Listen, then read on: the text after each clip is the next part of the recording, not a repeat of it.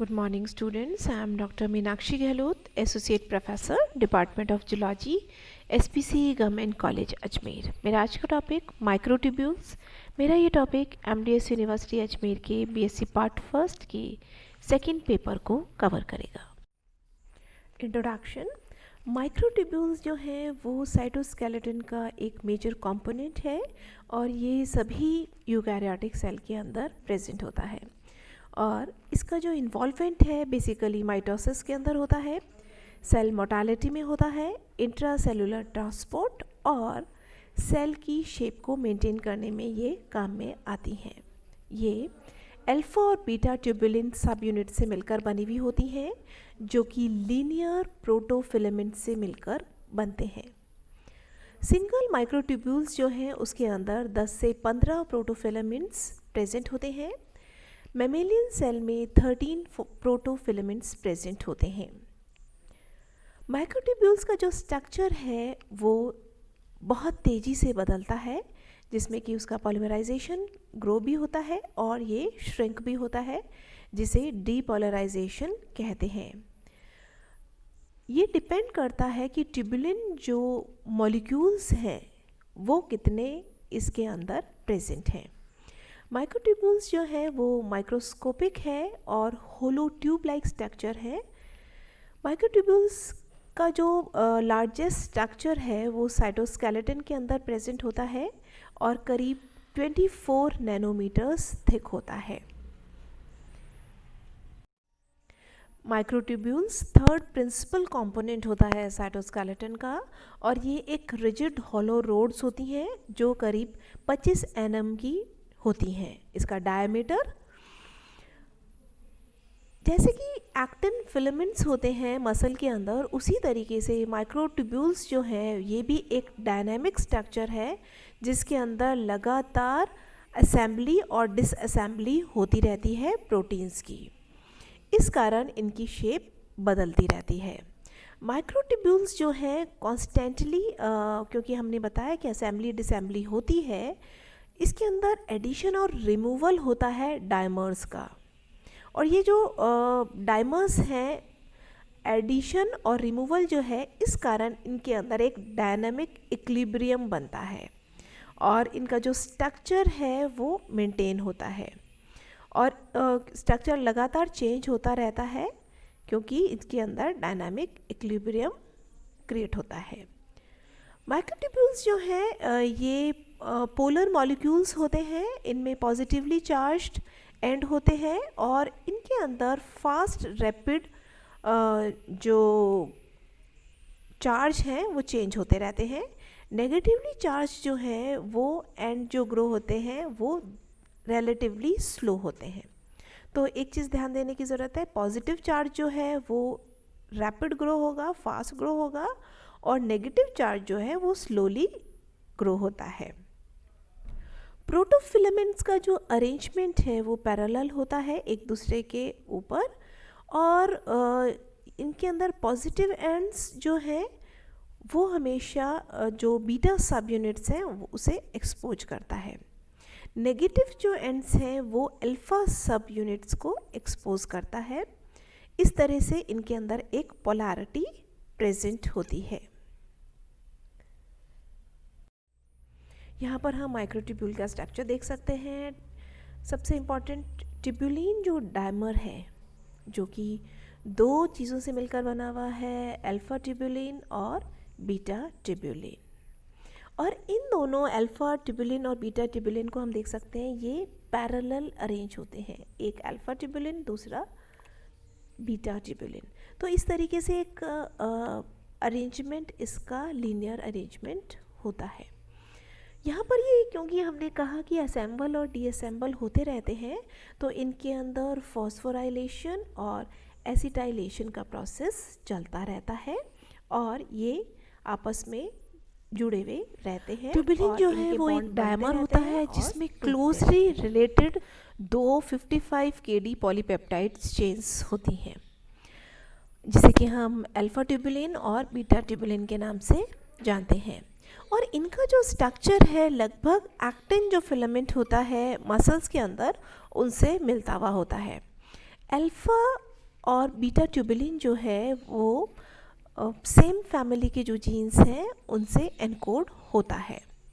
Third type का जो tubulin होता है जिसे हम गामा ट्यूबुलिन के नाम से जानते हैं, ये स्पेशली लोकलाइज्ड होता है सेंट्रोसोम के पास और ये एक क्रिटिकल रोल प्ले करता है माइक्रोट्यूब्यूल की असेंबली में, जिसमें हम इसकी किस तरह से ये असेंबल होते हैं उसमें ये इम्पॉर्टेंट रोल प्ले करते हैं। ट्यूबुलिन जो डायमर्स हैं वो पॉलीमराइज होते हैं जिससे कि माइक्रोट्यूब्यूल्स बनते हैं और इनके अंदर करीब 13 लीनियर प्रोटोफिलामेंट्स प्रेजेंट होते हैं एक मैमेलियन सेल के अंदर। प्रोटोफिलामेंट्स जो हैं ये हेड टू टेल एरे जो है ट्यूबुलिन की उससे मिलकर बने हुए होते हैं और ये जो माइक्रोट्यूब्यूल्स हैं ये एक पोलर स्ट्रक्चर होता है जिसमें कि माइनस और पॉजिटिव चार्ज दोनों बनते हैं। इनकी जो पोलैरिटी होती है ये एक इम्पॉर्टेंट मूवमेंट देती है माइक्रोट्यूब्यूल्स को और इनके कारण पोलैरिटी के कारण ही जैसे कि एक्टिन फिलामेंट के अंदर माइक्रोट्यूब्यूल्स के मूवमेंट होता है उसको देख सकते हैं माइक्रोट्यूब्यूल्स और इसमें किस तरह से पॉजिटिव एंड और नेगेटिव एंड, ये पॉजिटिव एंड और दूसरा नेगेटिव एंड हम देख सकते हैं। गामा ट्यूबुलिन यहाँ पर दिखाई दे रहे हैं, ये गामा ट्यूबुलिन असेंबली के काम आ रहे हैं और कैपिंग जो प्रोटीन है उसके साथ इन प्रोटोफिलामेंट्स को असेंबल करने में ये काम में आ रहे हैं।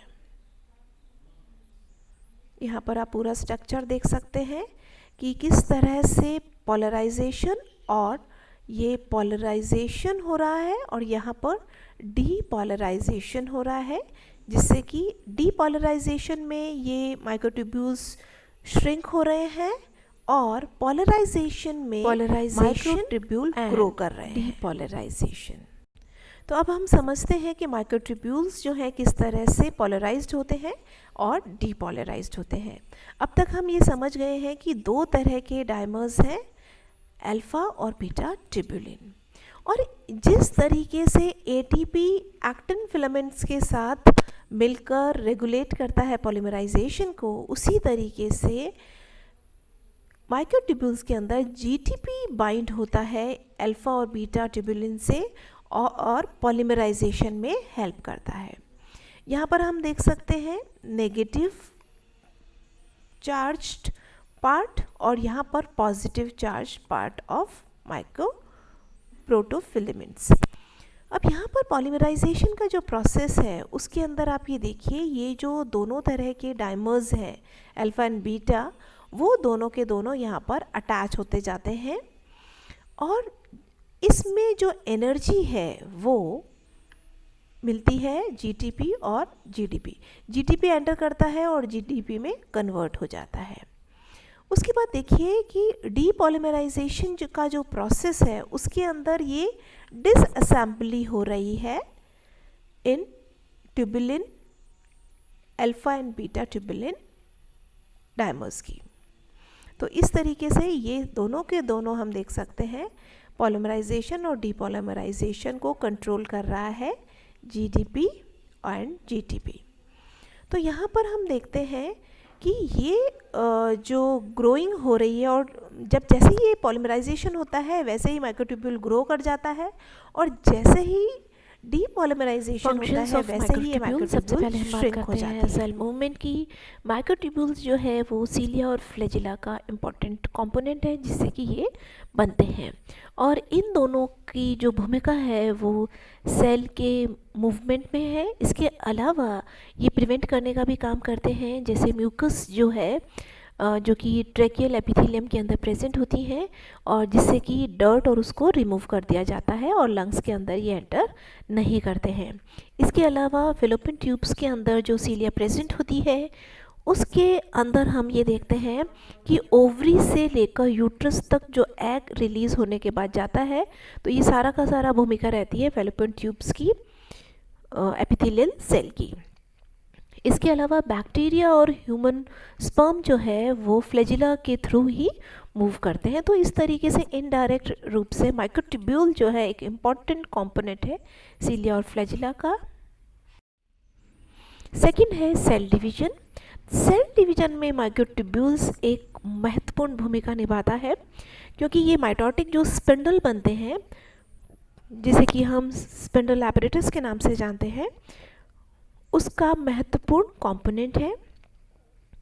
माइटोटिक स्पिंडल जो हैं वो क्रोमोसोम को सेपरेट करते हैं सेल डिवीज़न के दौरान, और क्रोमोसोम जो है वो एक दूसरे से जब दूर होते हैं, ये भी सेपरेट करने का काम भी स्पिंडल जो ऑर्गेनाइजर है यही करते हैं। तो इस तरीके से माइक्रो जो ट्यूब्यूल्स हैं, माइटोसिस के दौरान और मियोसिस दोनों के दौरान एस्टल, पोलर और काइनेटोकोर जो माइक्रोट्यूब्यूल्स हैं, इनकी भूमिका महत्वपूर्ण होती है। यहाँ पर आप डायग्राम के अंदर देख सकते हैं कि किस तरीके से तीनों जो सेंट्रोसोम, काइनेटोकोर और के फाइबर्स और एस्ट्रल फाइबर, ये सबके सब एक माइटोटिक स्पिंडल बनाते हैं, और इनकी भूमिका होती है कि किस तरीके से क्रोमोसोम को सेपरेट किया जाए और दोनों पोल्स पर लेकर जाया जाए। सेंट्रोसोम जो है माइक्रोट्यूबुलर ऑर्गेनाइजिंग सेंटर का एक इम्पॉर्टेंट कंपोनेंट है, जो कि माइटोसिस के दौरान बनते हैं। हर सेंट्रोसोम के अंदर 2 सिलेंड्रिकल सेंट्रियोल्स प्रेजेंट होते हैं, और ये एक दूसरे के राइट एंगल पर अटैच होते हैं। सेंट्रियोल जो है वो करीब 9 मेन माइक्रोट्यूब्यूल से मिलकर बना हुआ होता है, और इसके 2 पार्ट्स होते हैं, और ये माइक्रोट्यूब्यूल से अटैच रहता है। तो इस तरीके से सेंट्रोसोम्स को बनाने में भी माइटोकॉन्ड्रिया एक इम्पॉर्टेंट रोल प्ले करता है।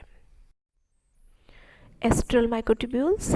एस्ट्रल माइक्रोट्यूब्यूल्स जो है वो एक सब क्लास है माइक्रोट्यूब्यूल्स की, जो कि माइटोसिस के दौरान बनती हैं। ये सेंट्रोसोम से ओरिजिनेट होती हैं। ये माइक्रोट्यूब्यूल जो होती हैं सेल मेम्ब्रेन के चारों तरफ रेडिएट होती हैं, और इस तरीके से ये एक फोर्स क्रिएट करती हैं माइक्रोट्यूब्यूल्स के अंदर, जिससे कि पूरा का पूरा सेंट्रोसोम जो होता है वो मेम्ब्रेन की तरफ जाता है। ये जो है वो सेंट्रोसोम को ओरिएंट करता है एक दूसरे के सेल के अंदर, एक दूसरे के तरफ।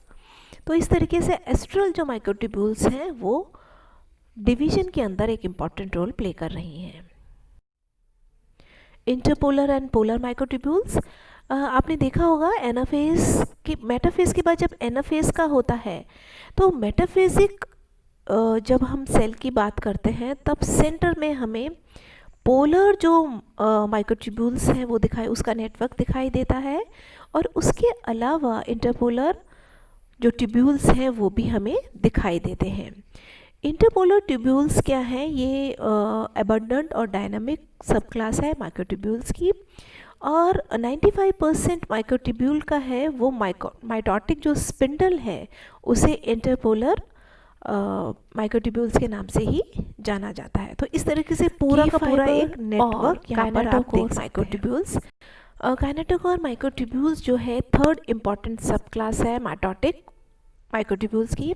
इसके अंदर हम देख सकते हैं कि इनका जो डायरेक्ट कनेक्शन होता है, इन ट्यूब्यूल्स का डायरेक्ट कनेक्शन होता है काइनेटोकोर के साथ, जो कि माइटोटिक स्पिंडल में प्रेजेंट होता है। इसके अंदर 20 से 40 पैरेलल माइक्रोट्यूब्यूल्स प्रेजेंट होते हैं, और ये एक स्ट्रॉन्ग ट्यूब बनाते हैं जो कि एक दूसरे से एंड में जुड़े हुए होते हैं सेंट्रोसोम से।